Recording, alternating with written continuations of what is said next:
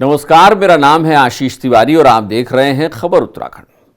क्या आपको लगता है कि हरीश रावत बुजुर्ग हो गए हैं और उनका अब कोई सियासी कैरियर बचा ही नहीं है? क्या आपको यह भी लगता है कि हरीश रावत उत्तराखंड की राजनीति में गौड़ या फिर महत्वहीन हो गए हैं? आज पावर सेंटर के इस एपिसोड में इसी मसले पर चर्चा करेंगे, लेकिन आगे बढ़े इससे पहले अगर अब तक आपने चैनल को सब्सक्राइब नहीं किया है तो चैनल को सब्सक्राइब करना और बेल आइकन दबाना बिल्कुल ना भूलें। दरअसल 2017 और 2022 के विधानसभा चुनाव में कांग्रेस को हार मिलने के बाद यह सवाल उठने लगा कि क्या उत्तराखंड में कांग्रेस का सबसे बड़ा चेहरा माने जाने वाले हरीश रावत का अब कोई सियासी कैरियर बचा ही नहीं है। राजनीतिक गलियारों में जहां एक ओर हरीश रावत की लगातार हार की चर्चा हो रही थी, तो वहीं दूसरी ओर उनके राजनीतिक जीवन के भी खत्म होने के कयास लगाए जा रहे थे। क्या आपको भी लगता है कि हरीश रावत का सियासी करियर खत्म हो गया है? तो जरा रुकिए, पहले हरीश रावत का यह बयान सुन लीजिए, फिर कोई विचार बनाइएगा। नैरेटिव आप मेरे खिलाफ सोशल मीडिया में आर्टिफिशियल इंटेलिजेंस का सहारा लेकर गढ़ने का दुष्प्रयास कर रहे हो। यदि उसको आपने वापस नहीं लिया, ये कैसा धाकड़धामी है जिसके पेज में झूठी झूठ गढ़ा जाता है। राजनीतिक विरोधियों के खिलाफ झूठ के सहारे राजनीतिक प्रहार किया जाता है।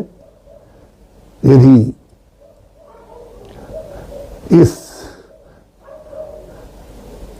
झूठ को के लिए आपने क्षमा नहीं मांगी, इसको डिलीट नहीं किया, तो मुझे मजबूर होकर के आपके खिलाफ एफआईआर दर्ज करने के लिए थाने में जाना पड़ेगा।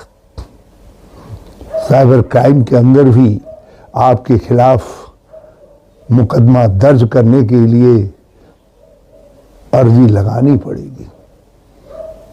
और मैं यही नहीं रुकूंगा। मैं 7 दिन लगातार भाजपा के दफ्तर पर जाकर के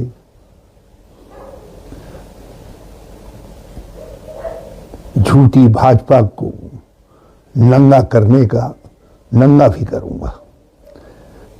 हरीश रावत के इस बयान के बाद यह साफ हो जाता है कि उन्होंने अपने राजनीतिक कैरियर को अब तक खत्म तो नहीं माना है। इशारा साफ है कि अगले चुनाव में हरीश रावत पूरे दमखम के साथ चुनावी मैदान में होंगे और बीजेपी के लिए मुश्किलें खड़ी कर रहे होंगे। वैसे मौजूदा दौर में बीजेपी के लिए भी हरीश रावत ही सबसे बड़ी चुनौती के तौर पर है। यही वजह है कि हरीश रावत के मुस्लिम यूनिवर्सिटी वाले मसले पर बीजेपी फिर से लौट आई है।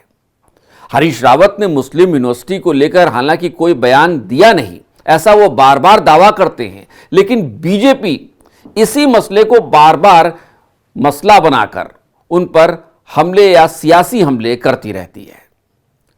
और यही वजह है कि बीजेपी अब एआई वीडियो के जरिए हरीश रावत को निशाना बना रही है।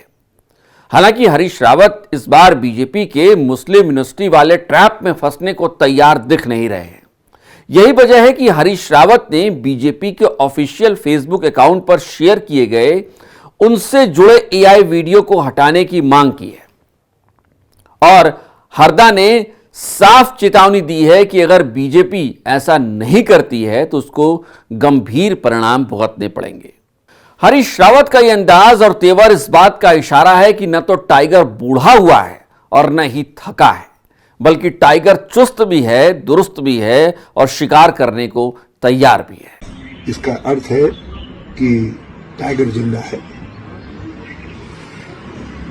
जानते हैं कि हरीश रावत में अब भी इतनी शक्ति है कि वो भाजपा की नीचे डुबा सकता है। और यदि थोड़ा सा भी हवा में परिवर्तन आया तो आप देखिएगा हम भाजपा को बुरी तरीके से उत्तराखंड में पराजित कर देंगे। हरीश रावत के इस बयान से बिल्कुल साफ होता है कि टाइगर न तो बूढ़ा हुआ है न तो थका है, बल्कि टाइगर चुस्त भी है, दुरुस्त भी है और शिकार करने को तैयार भी है। हरीश रावत भले ही 2027 के विधानसभा चुनाव में दमखम के साथ उतरने का दावा कर रहे हों, लेकिन सवाल यह भी है कि क्या कांग्रेस ने अपनी गलतियों पर काम किया भी है? क्या जो कमियां रह गई थी उन्हें दूर भी किया गया है, या फिर सिर्फ हवा बदलने का इंतजार ही हो रहा है?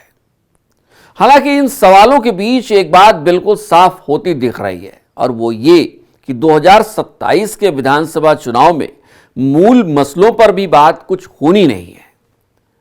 मुद्दे वही होंगे जो 2022 और 2017 के विधानसभा चुनाव में देखने को मिले थे। आपकी क्या राय है? क्या वाकई टाइगर की चुस्ती और दुरुस्ती वाकई में क्या कोई फेर चुनाव में डाल पाएगी? क्या कांग्रेस का रिवाइवल हरीश रावत करा पाएंगे? बड़ा सवाल है।